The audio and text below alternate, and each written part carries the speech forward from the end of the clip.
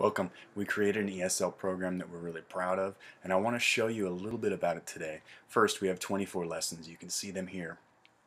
I'm going to review our last lesson, which was lesson 6 from Unit 1. If you missed that lesson, you can watch the review today and get some ideas about that. I'm going to show you some student writing, and I'm going to listen to some student speaking with you. Then we're going to learn about today's lesson, and I'm going to show you how to get started. So, first, we have to review. Even if you studied everything, after one day you're going to forget some of the information. So when we review, we're back up to 100%. After a few more days, we've forgotten some. We have to review, we're back up to 100%. That's our goal today. First, we start with a subject, a verb, and an object. We put them together, and we have an independent clause. We talked about this in our last lesson. So, Anna bought candles. It's a complete idea. It has a subject, a verb, and an object. It looks right. What can we do with it? We want to put this together with another part. Now, Anna bought candles is a complete idea. So we say it's an independent idea. But on Friday is not a complete idea. Because we say on Friday, what? We need more information. If we put them together, we can say on Friday, Anna bought candles. Here we have a dependent part, and we have an independent part. We can do the same thing, but we change the order. Anna bought candles on Friday. So we know every sentence has an independent clause. But we can also add other parts, right? We can say on Friday, Anna bought candles because it was Martin's birthday. We can add more information. Now, we want to review a little bit of how to use independent clauses. First, we have an independent clause, Anna bought candles. We added time on Friday.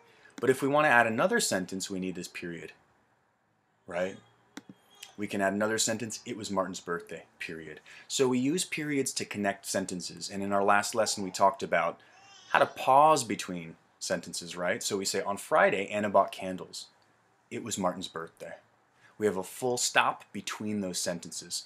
We can also use a semicolon here.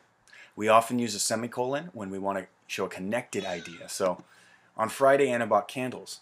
However, she didn't get enough. The second sentence is connected to the first sentence because the meaning is related. And we're going to have an independent clause here, Anna bought candles. We have an independent clause here, she didn't get enough. Right? We can also end a sentence with a question mark if it's a question, like this, or with an exclamation mark if it's something loud or surprising or someone's yelling, right? Next thing, I asked students to write, so we watched a video about sumo wrestling in Japan. And I got some paragraphs from students, so here's an example. This video is about Japan's most famous wrestling game. It focuses on sumo wrestling. Now, this was a great paragraph. We had great information from the video, and I appreciate that. If you want to send us a paragraph, you can do that in today's lesson, so make sure you look at that. I do want to suggest some things that we can change. First, here we have a comma, but it should be a period. This video is about Japan's most famous wrestling game.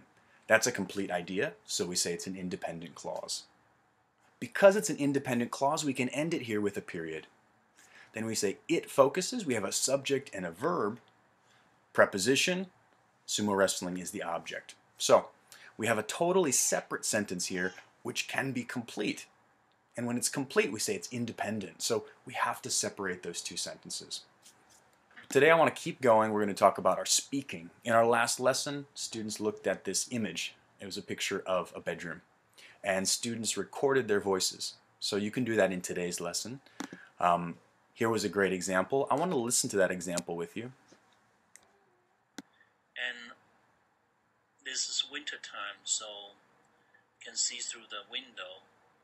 It's snowing, and I see the fireplace is it's burning, and the small beds. So the student said, and this is winter time.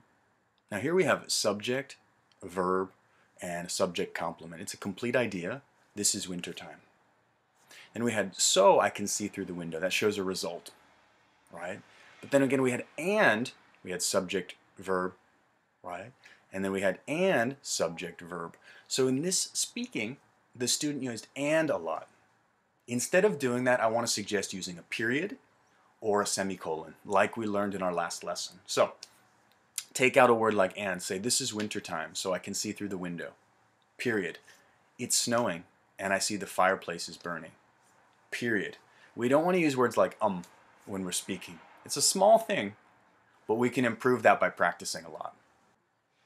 So we've reviewed our writing and speaking from our last lesson. Now I want to talk about today's lesson. I'm going to teach you a little bit in this video, but to learn more, you'll need to go to our website. So look below the video, you'll find a link there right below, and you'll find lots of practice, writing, speaking. That's going to be important for you. So last time we studied Unit 1, Lesson 6. Today we reviewed it. Our new lesson is Unit 2, Lesson 1. Let's get started. Here we have 5 sentences. Which one is correct? This one's the correct sentence. When we have a noun like breakfast, we want to describe it with an adjective, so we say big breakfast. We're also going to practice pronunciation. So when you go to our webpage, you'll see a noun is usually a strong sound, but an adjective is usually a weak sound. So when I say big breakfast, which one is stronger? It's breakfast. We're also talking about a different kind of word. It's like an adjective. We say combination meal. Meal is a noun, but combination is also a noun. Combination describes the meal, but it's not an adjective. We call it a noun modifier, and you'll learn about that more in our lesson. When we speak, a noun is usually a weak sound, and a noun modifier is a strong sound, so it's a little bit different. I say, I ordered a combination meal, and combination is the strong word. So, how can we get started? Take a look at our lesson. I want to show you a video, I want to show you a picture, and I'm going to ask you to read and speak and write. All of that is on the website for free. So, first, subscribe to our YouTube channel. You can click on the link above the video. Next, start today's lesson. Click on the link below the video. On our website, you're going to find YouTube, Twitter, Facebook. We put extra stuff there, extra information. Join our newsletter. We can tell you when we have a new video on YouTube, and we can tell you about important new stuff on our website. I hope it's been useful. I hope that you go to our website and take a look and enjoy our lessons. Good luck.